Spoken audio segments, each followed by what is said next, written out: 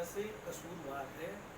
और भारतीय जनता पार्टी के नेता, देश के प्रधानमंत्री से लेके उनके केंद्रीय मंत्री, भारतीय जनता पार्टी के राष्ट्रीय अध्यक्ष, मध्य प्रदेश के मुख्यमंत्री से लेके उनके अध्यक्ष और एक राष्ट्रीय उपाध्यक्ष जो प्रभात झा जी हैं, आदरणीय श्री प्रभात झा जी, जो वक्तव्य ये लोग जारी कर रहे हैं, जो पूरी तरह से तथ्यात्मक नहीं है, पूरी तरह से हम कह सकते हैं असत्य बयानी करके पूरे प्रदेश को, पूरे देश को गुमराह करने का काम कर रहे हैं। मुझे तो बड़ा दुख होता है और हंसी भी आती है भारतीय जनता पार्टी के नेताओं के ऊपर। 6 वर्ष से भारतीय जनता पार्टी की केंद्र में सरकार है और चीन के साथ अगर कोई व्यापारिक समझौता कांग्रेस की सरकार या हमारे पूर्व मुख्यमंत्री आदरणीय कमलनाथ जी के ऊपर जो आरोप लगाया है, अगर उन्होंने ऐसा कोई समझौता किया था जिससे हमारे देश का अहित हो रहा था, हमारे देश का व्यापार प्रभावित हो रहा था, तो भारतीय जनता पार्टी के नेता, देश के प्रधानमंत्री सो रहे थे क्या? क्या कर रहे थे? 6 वर्ष से इनको समझ में नहीं आया। तो इस तरह के अपनी गलतियां छुपाने के लिए, अपनी नाकामयाबी छुपाने के लिए जिस तरह का ये लोग अनर्गल बयानबाजी कर रहे हैं और ध्यान भटकाने के लिए जिस तरह से अनावश्यक आरोप प्रत्यारोप लगा के प्रदेश की जनता को गुमराह करने का काम कर रहे हैं, इससे इनको आवाज आना चाहिए और अपनी गलती को पर सुधार करना चाहिए। अगर हम यहाँ के सांसद से लेके भाजपा के नेताओं का वक्तव्य सुन रहे हैं, विधायकों का सुन रहे हैं, भाजपा के पदाधिकारियों का वक्तव्य सुन रहे हैं कि हम चीन के जो सामान हैं उनका हम बहिष्कार करेंगे। अरे आप चीन के सामान का, आपको बहिष्कार करने के लिए, आपको चीन का सामान जलाने के लिए इसकी आवश्यकता ही नहीं है। केंद्र में आपकी सरकार है, आप ऐसा सर्कुलर जारी कर दीजिए, आदेश जारी कर दीजिए कि कोई भी चीन का सामान न बेच पाएगा, न कोई हम आयात करेंगे। आप एक लाइन का आदेश जारी कर दीजिए। क्या हिम्मत है देश के प्रधानमंत्री में? क्या हिम्मत है अमित शाह जी में? क्या हिम्मत है गृह मंत्री जी जो हमारे अमित शाह जी है और हमारे वरिष्ठ नेता जो भारतीय जनता पार्टी के पूर्व गृह मंत्री, वर्तमान में रक्षा मंत्री राजनाथ सिंह जी हैं? क्या इनमें हिम्मत है? तो इस तरह की बातें करना और देश के नौजवानों को गुमराह करना ये ठीक बात नहीं है। आज इस कोरोना के संकट में भी, इस महामारी के संकट में भी हम उचित रोकथाम करने की बजाय, उचित व्यवस्थाएं करने की बजाय, लोगों को उचित व्यवस्था करने की बजाय, स्वास्थ्य सुविधा उपलब्ध कराने की बजाय हम दूसरे तरफ लोगों का ध्यान आकृष्ट कर रहे हैं, दूसरी तरफ हम ध्यान भटका रहे हैं। आज हमारे वीर सपूत 20 के 20 निहत्थे वहाँ पे शहीद हो गए। ये निहत्थे वहाँ कैसे पहुँचे, क्यों शहीद हुए, इसके बारे में अगर कोई जानना चाहता है तो देश के प्रधानमंत्री जी जवाब नहीं देंगे, पर वहाँ के प्रधानमंत्री को बुला के झूला जरूर झुलाएंगे, उनके लिए चाय बना के पिलाएंगे। ये कहाँ का न्याय है? देश की जनता के साथ इनका जो बचकाना ही हम कहेंगे, इनका जो बयान है ये बहुत बचकाना है और इन्होंने देश की जनता को बेरोजगारी से, महंगाई से, इनसे निजात दिलाने की बजाय बल्कि इसमें झोंकने का काम किया है। आज आप देखिए देश में सबसे ज़्यादा डीजल पेट्रोल अगर महंगा हुआ है, मोदी जी के कार्यकाल में यही पहले महंगाई डायन खा जाते और महंगाई के ऊपर इतना धरना प्रदर्शन और इतने आंदोलन ये लोग करते थे, पर आज कोई बोलता नहीं। आज तो बोलते हैं कि नहीं ये हम नहीं रोक सकते।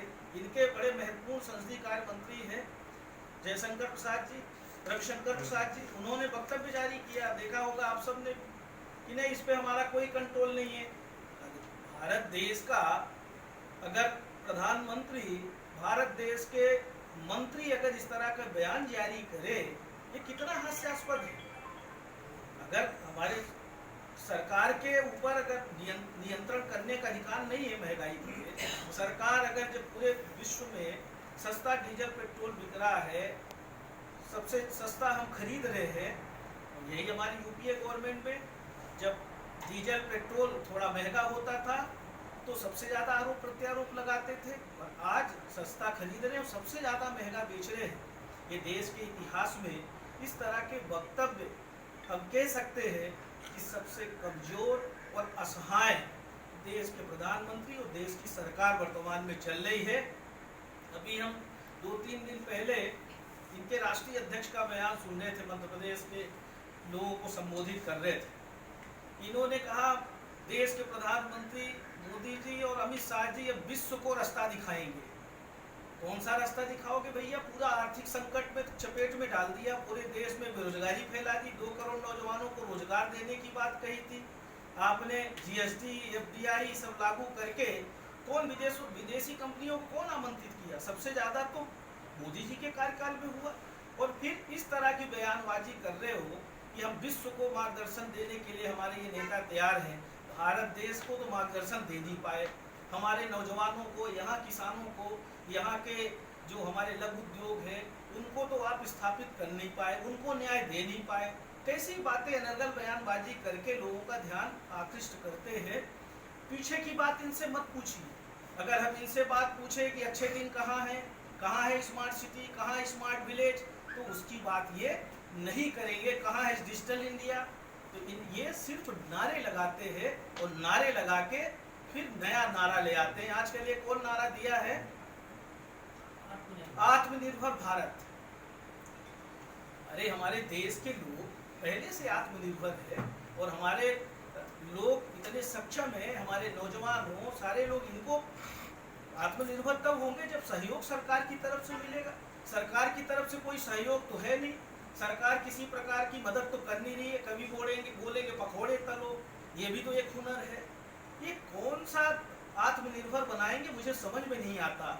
एक अभी मध्य प्रदेश में श्रम सिद्धि अभियान योजना शुरू की, उसमें अगर हमने पता किया कि इसमें है क्या, तो मनरेगा योजना जो है, महात्मा गांधी रोजगार गारंटी योजना, जो हमारी यूपीए की सरकार ने लागू किया था, उसको सही ढंग से इनने इम्प्लीमेंट्स नहीं किया, इसका मजाक उड़ाते रहे।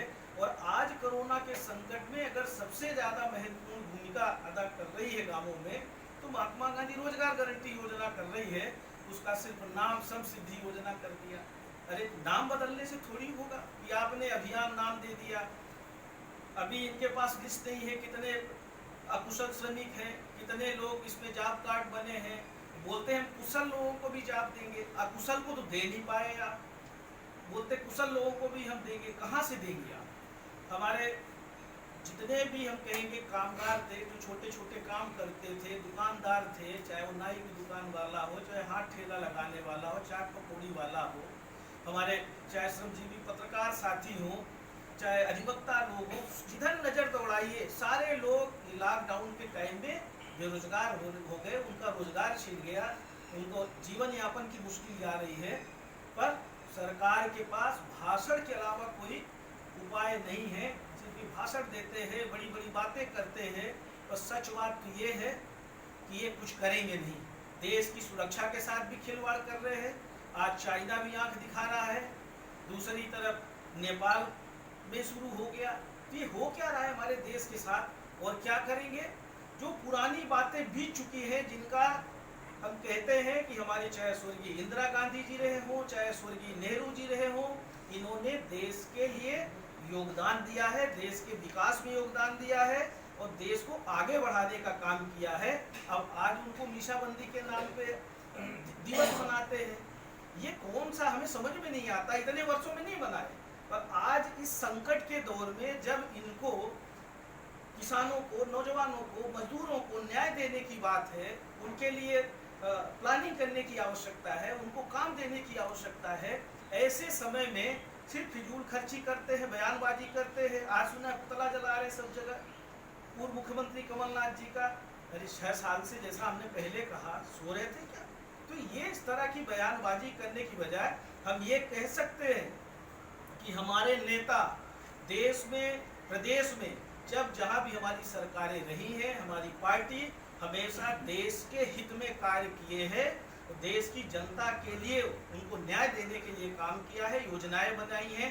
चाहे राष्ट्रीय खाद्य सुरक्षा अधिनियम हो, चाहे राजीव गांधी विद्युतीकरण योजना हो, चाहे जवाहरलाल नेहरू अर्बन डेवलपमेंट की बात हो, चाहे हमारे जो राष्ट्रीय राजमार्ग हैं, अब यही सीधी से सिंगरौली राष्ट्रीय राजमार्ग का देखिए, उस समय कमलनाथ जी मंत्री थे, उन्होंने पैसा दिया था, ठेका किसने किया? मध्य प्रदेश की पिछली सरकार ने किया, तो ठेके पे ठेका हो गया, आज तक सड़क नहीं बन पाई, हम लोग परेशान हैं। तो ये जो भारतीय जनता पार्टी की सरकार है, ये सरकार ठग विद्या में माहिर है, ये सिर्फ बड़ी बड़ी बातें करते हैं और आगे की ओर बढ़ जाते हैं, पिछले बातों की चर्चा ही नहीं करते हैं। आज आप बताइए किस तरह से सरकार बनाई है, खरीद फरोख्त करके, संविधान को धता बता के सरकार तो बना ली पर चला नहीं पा रही। इतनी कमजोर सरकार मध्य प्रदेश में कभी नहीं रही और संवैधानिक व्यवस्था की भी चिल्ली उड़ा रहे हैं। 5 मंत्री से ज़्यादा मंत्री नहीं बना पाए, 3 महीने से ज़्यादा हो गया, और जो चुने हुए जनप्रतिनिधि हैं वो मंत्री नहीं बन पा रहे हैं। एक एक से वरिष्ठ लोग बैठे हैं और जो चुने नहीं हैं, जो विधायक भी नहीं है, वो उनको मंत्री बना रहे हैं। तो ये भी हमारे प्रदेश के लिए एक इतिहास में, रिकॉर्ड में दर्ज होने जा रहा है। ये भी सब भारतीय जनता पार्टी के लोग ही कर सकते हैं। पर हम इतना जरूर अपील करेंगे आप सबके माध्यम से, भाजपा के नेताओं से, कि जो बिजली की महंगाई है, जो हमारी कांग्रेस सरकार ने इंदिरा गृह ज्योति योजना के तहत 1 रुपये यूनिट बिजली देने का जो प्रावधान किया था, और उसका लाभ हर वर्ग को मिल रहा था, चाहे वो पंजीयन कराए चाहे नहीं कराए, जितनी बिजली उतना दाम, जो स्कीम बनाई थी उसके तहत हम कह सकते हैं कि मध्य प्रदेश के ज़्यादातर लोग, मध्य प्रदेश की आम जनता को न्याय देने का काम किया था। पर सरकार बनते ही सारी योजना पलटना शुरू कर दिया। अभी बिजली का बिल गांव में इतनी ज़्यादा आ रही है, लोग परेशान होने लगे। अब बोलते हैं 200 आएगा तो 100 रुपये देना, 400 आएगा तो 200 देना। ये कौन सी स्कीम है भैया? ये क्या है? मतलब बाजार है क्या? कोई स्कीम चल रही है क्या?